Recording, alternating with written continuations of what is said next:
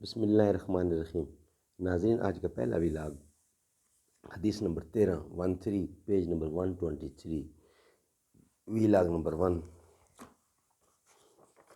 قال اللہ تعالی وما آتاکم الرسول فخذوہ وما نہاکم عنہ فانتہوا، جو تم کو رسول دیں وہ لے لو اور جس سے منع کریں اس سے باز آ جاؤ، رک جاؤ۔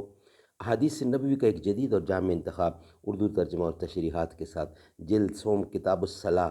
رائٹر ہیں اس کتاب کے مولانا محمد منظور نعمانی رحمۃ اللہ علیہ۔ ناظرین، آج کا پہلا ولاگ آپ کی خدمت میں پیش کیا جا رہا ہے۔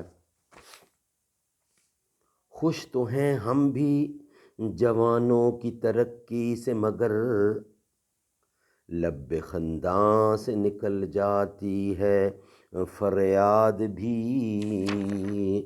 اس سادگی پہ کون نہ مر جائے اے خدا، لڑتے ہیں اور ہاتھ میں تلوار بھی نہیں۔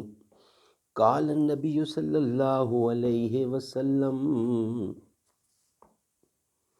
حضرت بریدہ رضی اللہ سے روایت ہے کہ ایک صاحب نے رسول اللہ صلی اللہ علیہ وسلم سے نماز کے اوقات کے بارے میں سوال کیا، تو آپ نے ان سے فرمایا کہ ان دونوں دن یعنی آج اور کل تم ہمارے ساتھ نماز پڑھو۔ پھر دوپہر کے بعد جیسے ہی آفتاب ڈھلا، آپ نے بلال کو حکم دیا اور انہوں نے اذان دی۔ پھر آپ نے ان سے فرمایا تو انہوں نے ظہر کی نماز کے لیے اقامت کہی اور ظہر کی نماز پڑھی۔ پھر عصر کا وقت آنے پر آپ نے بلال کو حکم دیا تو انہوں نے قاعدہ کے مطابق پہلے اذان پھر عصر کے لیے اقامت کہی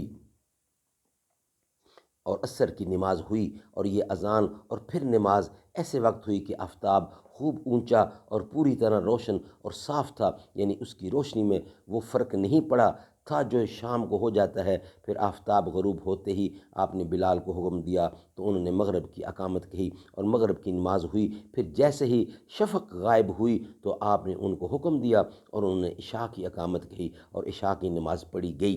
پھر رات کے ختم ہونے پر جیسے ہی صبح صادق نمودار ہوئی، آپ نے ان کو حکم دیا اور انہوں نے فجر کی اقامت کہی اور فجر کی نماز پڑھی گئی۔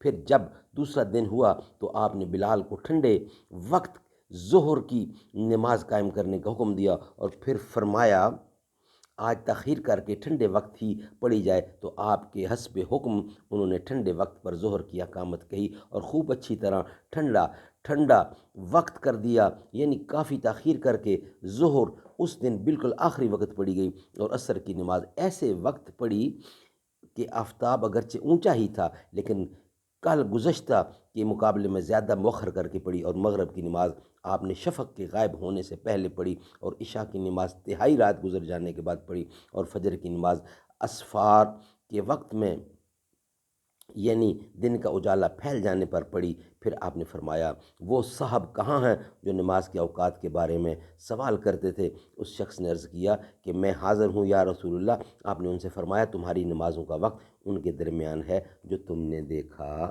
سبحان اللہ، سبحان اللہ۔ ناظرین، آج کا ویلاگ کمپلیٹ ہوا۔ اس کا جو بقیہ حصہ ہے یعنی اس کی تشریح، وہ انشاءاللہ تعالی ہم اس کو اگلی آیت کا حصہ بنائیں گے۔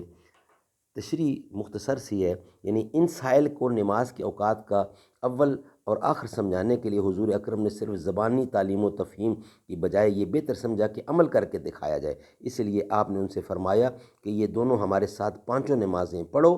پھر پہلے دن آپ نے ہر نماز اول وقت پڑھی اور دوسرے دن ہر نماز جائز حد تک مؤخر کر کے پڑھی، اور ان سے فرمایا کہ ہر نماز کا وقت اول و آخر ہے جس میں تم نے ہم کو نماز پڑھتا دیکھا، جیسے جیسے کرنا تھا پریکٹیکل کر کے دکھایا۔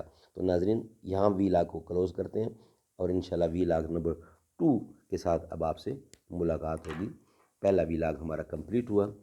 ہر وقت تصور میں مدینے کی گلی ہو اور یاد محمد کی میرے دل میں بسی ہو، دو سوز